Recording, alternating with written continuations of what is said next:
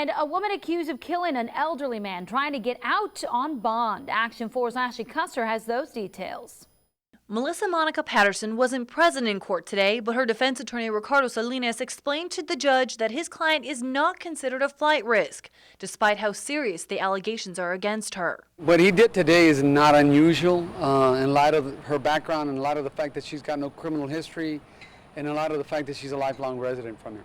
Investigators believe that Patterson intentionally and or knowingly caused the death of 96-year-old World War II veteran Martin Nell.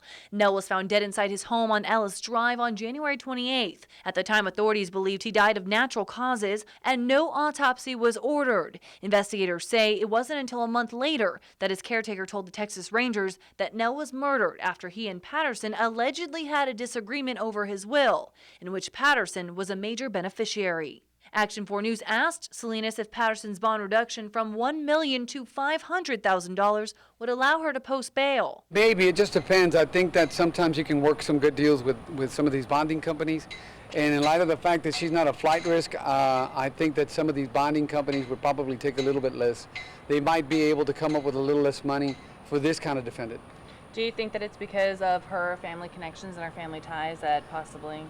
In fact, that's been quite the opposite. I think that everybody's going out of their way to make sure that everything gets done the right way. Judge Bobby Contreras says while he does know Patterson and he knows her family, he feels the bond he set is fair. I didn't want to give anybody the perception that, because her father or family, are influential people in the community, that they were going, I'm treating this as I would treat a normal defendant.